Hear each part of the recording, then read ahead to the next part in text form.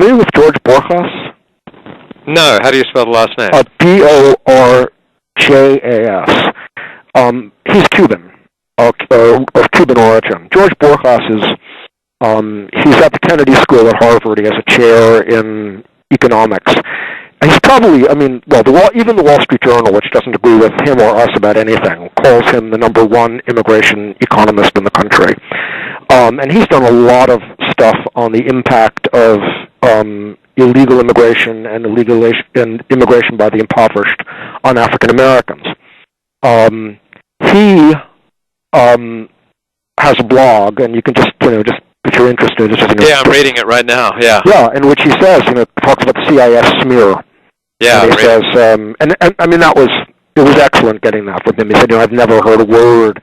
There's no agenda against Hispanics. The whole thing's ridiculous. What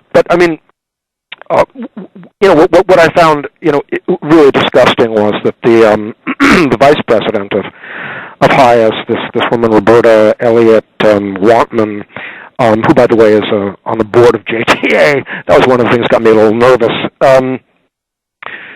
Ended up even having basically acknowledged that these accusations were false, once again came back and repeated them and said, well, we think people have a right to know, where people are coming from in terms of their organizations and what they represent. What they represent, implication, I represent racism. No, I'm sorry, ma'am. I represent a belief that we need a secure border for national security, that we need the rule of law, that immigration should be legal. I want to protect working Americans from unfair competition. That's what I believe. I don't believe in racism. I don't believe in any of the shit that you're attributing to me. And you can't argue these points with me and win, and so instead you smear me. And there's really no more to it than that. Aronoff, I don't know if you've read anything he's written. He's hopeless. The man is hopeless. He can't write his way out of a paper bag. It's almost pathetic. I know if you, sometime, just for your own amusement, you might want to read a piece he wrote called Agri-Processors, a Clarion Call.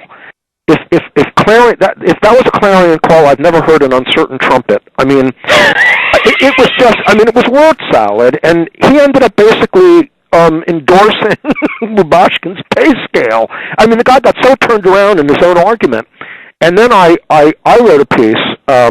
It's just an incredible. If I were still teaching English, I would use that example of a really, really bad argument. How to write a really bad argument. Then I wrote a piece. It was a blog, a very, very long blog called. It had a long title, I think it was Impure Meat, Foul Ethics, Rotten Arguments, and I have a section in there about Aronoff's piece, and I'm sure he has hated me from that day forward because I said, it's really difficult to find good writing on this subject. But if you wanted to find the most dreadful piece, ever penned, that's easy. It's by Gideon Aronoff. It's the most sleazy, smarmy, and idiotic that you can ever find. And my guess is there's a certain element of personal animosity. He also, we were both testifying before the subcommittee on immigration, and this is a guy. HIAS is, it's Jewish in name only. I don't think it's helped the Hebrew in a hell of a long time. Basically it's involved simply in immigration and supporting illegal immigrants. It has no particular Jewish focus. And he seems to me to be, I don't know, but really Jewishly ignorant. And we were actually testifying with a panel supposedly bringing faith perspectives, and it was one of those typically imbalanced. This is under John Conyers, who's basically senile, and Zoe Lofgren, who's got an IQ of 60, and Gutierrez, who's absolutely monstrous.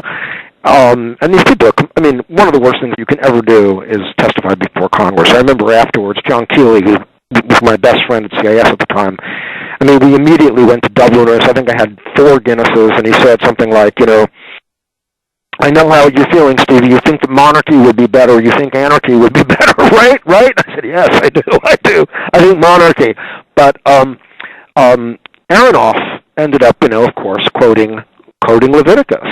And then I just, basically what I did is I did some rabbinics. I mean, I said, okay, what's really being said here?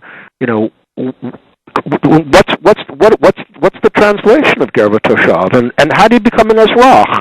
And what else does the Torah say about the famous passage, one law for the Israelites and the people who dwell among them?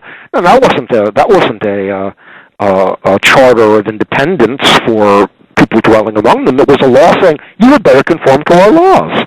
If you don't put off idolatry, we will stone you. You have to make pilgrimage to the temple. If you want to become an Ezrach, you need to undergo circumcision.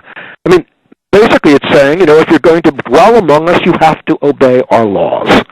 And, what could be more different than what they're proposing, which is to say, we will allow you to remain even though you entered illegally, even though you've committed no end of crimes to remain here, and we will reward you for it. I mean, that is not in the spirit of Leviticus. It's preposterous.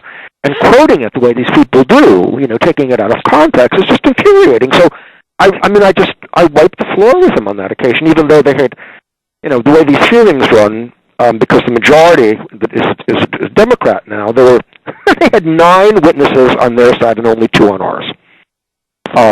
Jim Edwards, who's a very good friend of mine, who's an evangelical, and me. But we still bested them. And it was really a really disgusting moment at the end when we watched a cardinal and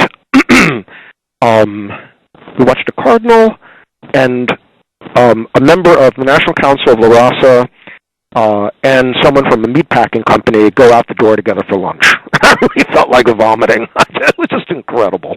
Incredible. It's like... And all the mainstream religious elites seem on. Oh, big religion is completely on the other side. No question about it. I mean, look, for the Catholics, it's very clear. It's very clear where they're coming from. I mean, this is their big chance. I mean, they will become the majority religion in this country, essentially overnight. And American Catholics, have become very obstreperous. They don't like priests, fondling their children. They believe in married priests. They're not very good about a lot of the dogma. American Catholics are, very independent, very American, and a lot of them have voted with their feet and have left. And now those pews are going to be filled with women, admittedly. I mean, what's very interesting is the divide in terms of religious observancy among Hispanics is absolutely gender-based. I mean, men don't go to church, the women do, but there's zillions of them. So for the church, I mean, this is quite simply a power grab, and it's a naked power grab, and they're involved in all the sanctuary city stuff and playing a very big role in that. With the others, I think it's pretty much that culture that we were talking about. I mean, if we're going to define, if we're going to identify 4 or 5 of the most politically left, politically correct groups in this country who are the ones who are celebrating diversity all the time, why are they always celebrating it? Why don't they do something else with it? I don't know. I always love that fact that they're celebrating diversity. Celebrating diversity, except, of course, for diversity of opinion. Celebrating diversity and wanting to be loved by the third world and feeling terribly sorry that the Palestinians are the most, the people in the world who have suffered the most in all of human history. I mean, quite frankly, that's the group. Clergy. Clergy are among the worst. Among the absolute worst. They're bottom of the barrel, so far as I'm concerned.